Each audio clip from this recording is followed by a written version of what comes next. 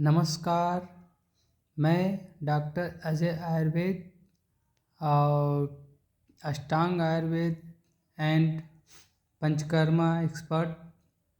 मैं आप लोगों के सामने जल का सेवन विधि के बारे में बताने जा रहा हूँ। आयुर्वेद के अनुसार जल सेवन का प्रयोग मतलब आयुर्वेद के अनुसार जल का सेवन कैसे करें। इस समय लोग बहुत होड़ मची है कि जल पिए, खूब जल पिए, 12-12 लीटर दिन में जल पी रहे हैं लोग। ये नुकसान है इससे, क्योंकि ज़्यादा किडनी पे ओवरलोड हो जाएगा अगर ज़्यादा आप जल पी रहे हैं। तो इसलिए मैं आप लोगों को बताने जा रहा हूँ कि जल की मात्रा क्या होना चाहिए और कितना जल पीना चाहिए, कैसे पीना चाहिए। तो आयुर्वेद के अनुसार जल के प्रकार, जंगल देश के जल, जैसे जंगल मतलब कि जो सूखी जगह है वहाँ के जल जो होते हैं लघु होते हैं। जैसे राजस्थान है, ये सब जंगल प्रदेश हैं। राजस्थान, हरियाणा, ये सब जंगल प्रदेश हैं जहाँ धूल बहती है, वर्षा कम होती है, तो उसको जंगल प्रदेश कहते हैं। वहाँ जल लघु होता है। और अनूप जहाँ वर्षा ज़्यादा होती है, जैसे चेरी पूजी हुई, जहाँ पे बारिश ज़्यादा होती है, बारिश ज़्यादा हो रही है, सिंगाल प्रदेश उधर, तो वहाँ का जल गुरु होता है, उसमें जल की मात्रा ज़्यादा होती है, पूरे वायुमंडल में जल भरा होता है। तो जानुप प्रदेश है, वहाँ के पशु पक्षी जल युक्त होते हैं। जैसे मछली जल, ये मछली को अनूप देश की प्राणी मानते हैं, उसमें जल ज़्यादा होता है, जिसमें जहाँ ज़्यादा वर्षा होता है वहाँ का जल गुरु होता है। और पर्वतीय देश के जल जैसे औषधि युक्त होते हैं, जैसे हिमालय के पर्वत का है, हिमालय पे के चोटियों से जो पानी निकल रहा है, गोपेश्वर का जो पानी निकल रहा है, हरिद्वार के ऊपर जाने में जो पानी निकल रहा है, पौड़ी गढ़वाल, इधर मानो पर्वतीय क्षेत्रों का जल औषधि युक्त, क्योंकि औषधि पहाड़ों पे औषधियाँ होती है, वहाँ से पानी जल छन छन के आता है और औषधियों के साथ लेके आता है, तो जल वो शुद्ध होता है। और साधारण देश के जल, जिसके जैसे हम लोगों का ये उत्तर प्रदेश है, मध्य प्रदेश है, ये सब साधारण देश हैं जिसको बोलते हैं। इसमें वात पित्त कफ बराबर रहता है इन जलों को। ये सामान्य जल 8 प्रकार के होते हैं दोस्तों, देखिए।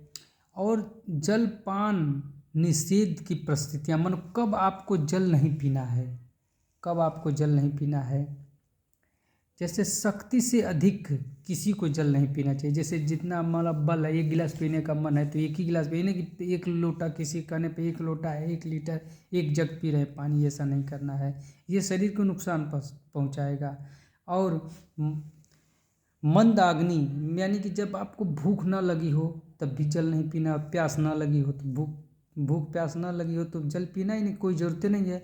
और गुल्म रोग, एक आयुर्वेद में गुल्म होता है, जैसे किसी को शिष्ट हुआ, कोई गुल्म का शरीर में हवा भरी पड़ी है तो उसमें भी जल नुकसान करता है। उधर की कोई समस्या हो, टेम्पनाइटिस हो, अधमान हो, इन सबों रोगों में जल, साधारण जल पीना चाहिए, मतलब जितना इच्छा उतना पे। पांडु रोग में भी जल कम पीना चाहिए, पांडु।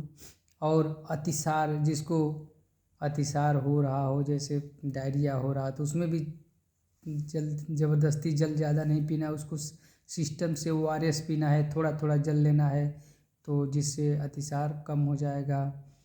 और अर्श रोग यानी कि पाइल्स जो है, पाइल्स में भी आपको जल हिसाब से पीना है, स्वस्थ जल पीना है, और ऐसा जल पीना है जो नुकसान न करे और जो पाचन योग्य हो, और सीमित जल पीना है। इसमें भी आपको ज़्यादा जल नहीं पीना है, ये एक नॉर्मल जल पीना है। ग्रहणी रोग में जैसे गैस बन रही हो, बार बार डकार आ रही हो, तो इसमें भी जल को कम पीना है। सोस हो, ज़्यादा आदमी को सूजन हो गई तो उसमें भी जल हिसाब से नॉर्मल जल पीना है।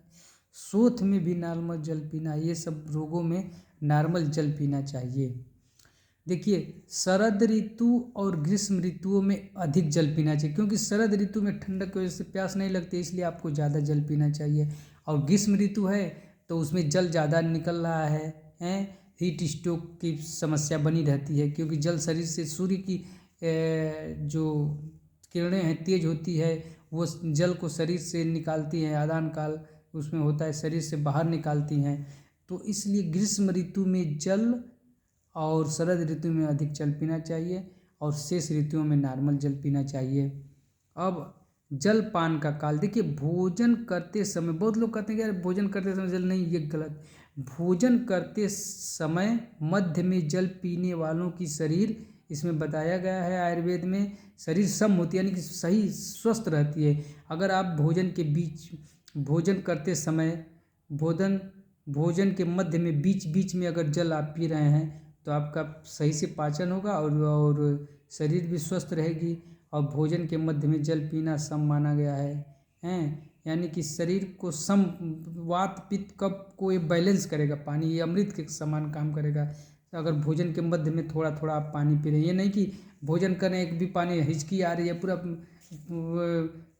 इसोफेगस भरा पड़ा है, पानी पी नहीं रहे हैं, और वो गलत है, नुकसान करेगा, क्योंकि उसमें अग्नि बंद हो जाएगी आदमी, और रोग आपको हो सकता है। ये सब ग्रहणी रोग, दुनिया भर का जो भी रोग गैस वैस बन रहा है इसी वजह से हो रहा है कि लोग बीच बीच में पानी नहीं पीते हैं। तो जल पान का काल है कि भोजन करते समय आवश्यक हो तो बीच बीच में जरूर पानी पिएं, ठीक। दूसरे नंबर पे हम आते हैं, भोजन के अंत में जल पीने से शरीर मोटा हो जाती है, यानी कि जो पतले आदमी हैं वो भोजन के मध्य में अब देखिए इस समय क्या होता है, मोटापा सबसे ज़्यादा हो रहा है, डायबिटीज सबसे, क्यों? लोग कहते हैं कि भाई भोजन करो उसके बाद आप पानी पिएं, तो भोजन के बाद पानी पिए मोटे हो रहे हैं, डायबिटीज हो रही है, हार्ट है, दुनिया भर की समस्या आ रही है। तो इसलिए जो पतले आदमी हैं वो भोजन के मध्य में पानी पी सकते हैं, क्योंकि उनको भाई मोटा होना है तो हो जाएंगे। और तीसरे नंबर पे है, भोजन के आरंभ में जल पीना शरीर कृश करते, यानी कि जो आदमी मोटा हो रहा है, जिसको समस्याएं हैं, डायबिटीज़ है और हाइपरटेंशन है, वो भोजन के आरंभ में ही पानी पी ले, कुछ खा के पानी पी ले, फिर भोजन करे, जिससे भोजन भी कम करेगा, उससे डायबिटीज़ भी कम हो जाएगी, क्योंकि भोजन कम करेगा तो न्यूट्रिशन कम मिलेगा, तो और पानी ज़्यादा रहेगा शरीर में, तो उसको जल्दी से पेट भर जाएगा, ज़्यादा खाना नहीं पड़ेगा, तो शरीर जो स्थूल है वो कृश हो जाएगी, पतली हो जाएगी, और शरीर हल्की रहेगी। और भोजन के मध्य में पानी पीना उत्तम है, क्योंकि दुर्बल जो मोटे होते हैं उनको अगर दुर्बल करना है, शरीर को पतला करना है, भोजन के मध्य में पानी पिए। इतना जिम उम जाके लोग खा पाते हैं लेकिन कुछ होता नहीं है। ये क्रिया आप करिए, भोजन करने से पहले 1 गिलास पानी पी लीजिए, फिर खाना खाइए, देखिए आप शरीर पतला वैसे ही हो जाएगी।